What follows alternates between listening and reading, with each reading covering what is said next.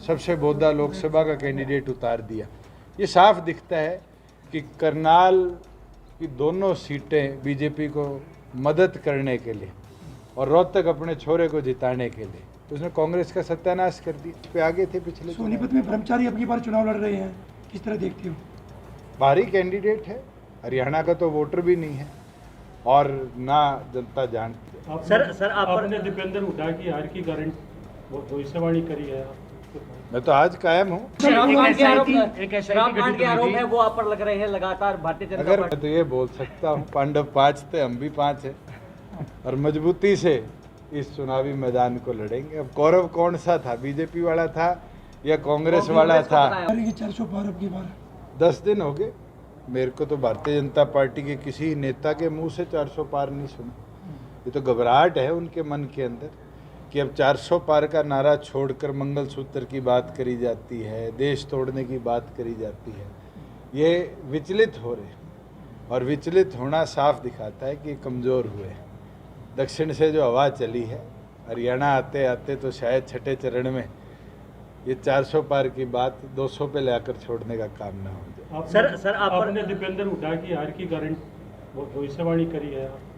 मैं तो आज कायम हूँ और जिस तरीके से हमारा उम्मीदवार, हमारा युवा प्रधान रविंद्र सांगवान काम कर रहा है, आज जनता का समर्थन भी मिल रहा है, छत्तीस बिरादरी उसके साथ जुड़ भी रही है और मजबूती के साथ परिणाम जननायक जनता पार्टी आगामी लोकसभा में लड़ेगी। आपके कितने मजबूत उम्मीदवार? बहुत मजबूत है और मलिक खाप का जो समर्थन मिला है और ख़ास तौर पर चाहे वो सफ़ीदों हो, चाहे वो जुलाना हो, चाहे वो जींद हो, बड़ौदा हो, गुहाना हो या आपके गन्नौर राई और सोनीपत हो, ऐसा कोई विधानसभा क्षेत्र नहीं है।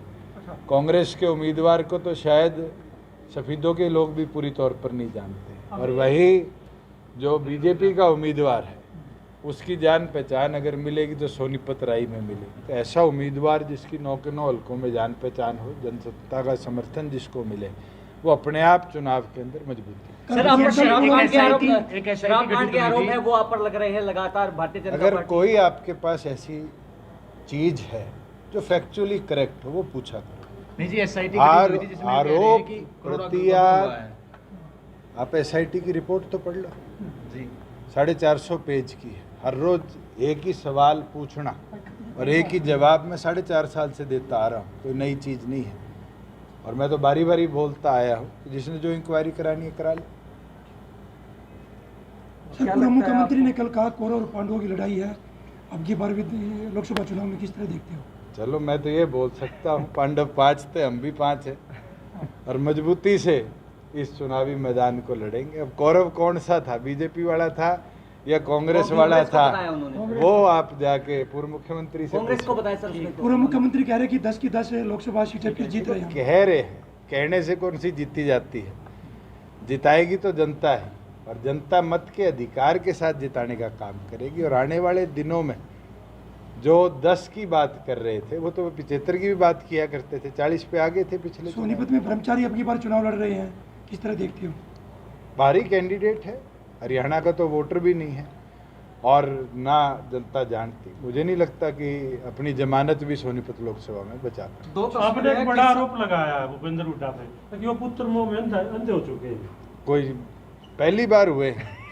जिस तरीके से करनाल लोकसभा के अंदर आज के दिन बिना कांग्रेस के डिक्लेयर करे विधानसभा का कैंडिडेट कर दिया, सबसे बोधा लोकसभा का कैंडिडेट उतार दिया।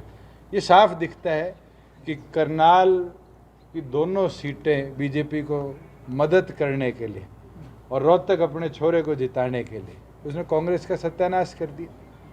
कुलदीप शर्मा का बेटा तैयारी कर रहा था, कड़े गया।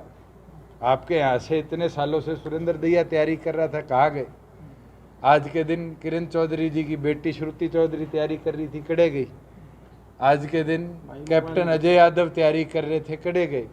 तो पुत्रमोही है, जहाँ औरों का पत्ता काट दिया अपने छोरे को जिताने के लिए। सर किसान आपका विरोध है वो कर रहे हैं, उस पर आपने कहा कि मेरा तो 3 दिन पहले बडेसरा में 4 छोरों ने विरोध किया था और उसमें एक इनेलो का पदाधिकारी था। वीडियो नहीं देखी तो मैं भेज दूंगा।